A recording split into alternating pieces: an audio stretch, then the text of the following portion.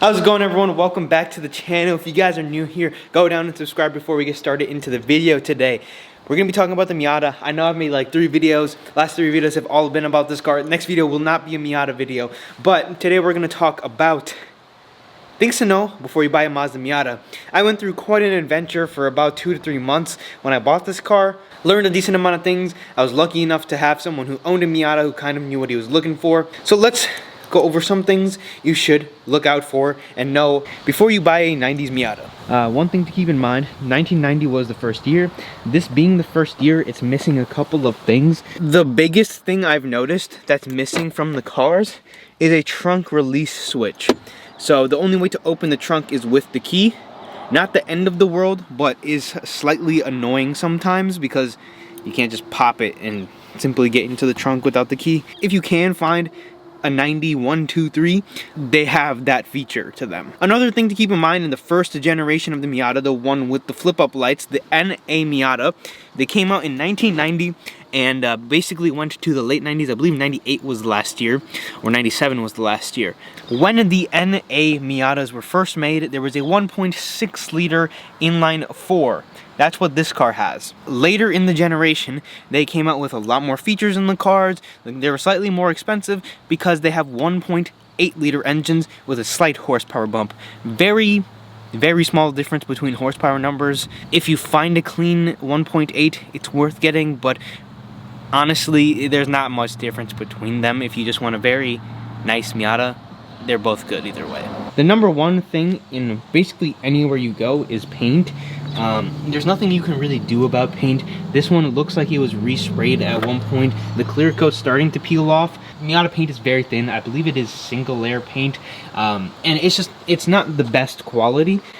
And most noses of cars will be peeling and everything, and overall paint quality in cars won't be too good. Paint quality is something that you should probably not be very hopeful for when you're buying one of these cars. There are very nice examples out there. This one is, I got pretty lucky, I think. It's not too bad. There's a couple scrapes and whatnot in the paint. Paint in these cars is not going to be really good. Going to the second factor, one of the biggest things I think when looking for one of these cars is the rust. So common rust spots in these cars are the rocker panels right here. If you can see, mine is completely clean. My car is not showing very much rust at all. There's a little bit of surface rust right here, but I bought a really clean car that doesn't really have too much rust on it other than just surface level stuff. The main areas to look is the front rocker right here. There's also a drain right here from the soft top, so there's a drain somewhere here along the edge here, and it comes out right here, and that's a spot that basically starts rusting first. I would get underneath the car and do a 100% look and make sure that it is displayed as a no rust car. If you are buying a rusted car, it should be because it's really cheap and you want a beater Miata. If you want a nice Miata, and I would say if you're planning to keep a Miata for a while, buy one without rust. Pay the extra $1,000 for a rust-free car rather than one that's showing any rust at all, because in the long run, you'll have a nicer car. Exterior wise, that's pretty much about it. I would also look at the soft top condition when you're buying these cars. Sometimes they can be cracking and whatnot around here. My soft top is relatively new. It does have this one spot here, but it's not really leaking. Overall soft top condition is really nice. No rips, no tears, no damage at all other than this one little spot. And I have a glass window in the back. Another thing to keep in mind, basically any old Japanese car, the dashes. There's a very small crack starting in the dash of my Miata. A little worn out, but it's like the cheap plastic stuff. You can always replace a dash. Dashes are just a little prone to crack. It's not the end of the world, again, like the paint situation. As far as mechanical things, of course, running, driving, and not making any huge noises, it's pretty much what it is. It doesn't really have too many issues that it's prone to if it's running and driving that you can do. You probably will break something in the future, so that's something you have to keep in mind because it's an older car. Some things will go wrong. You have to replace parts. Things you should hear when you're driving, you're gonna hear a lot in this car. And that's one of the main reasons I wanted to make this video. So when you start the car up, nice and quiet. Mine has an aftermarket exhaust on it.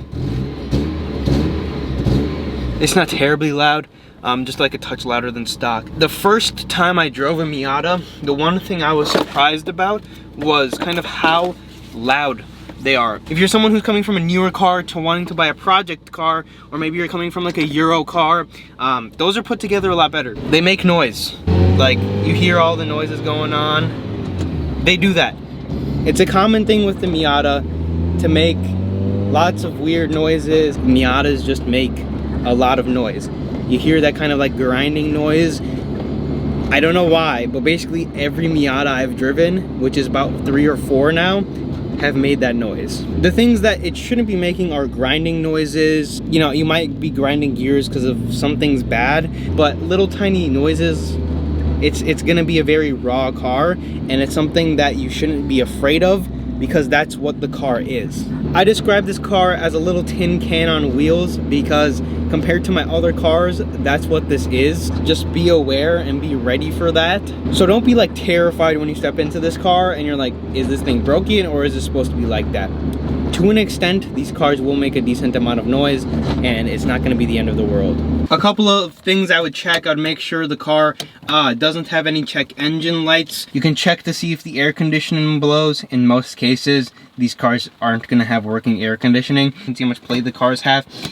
Some cars have a lot of play. My friend's Miata has a decent amount of play. So they do that. You can get shifter rebuilds and things to improve the shifting quality. That's all tactic you can use to bring the price of your car down.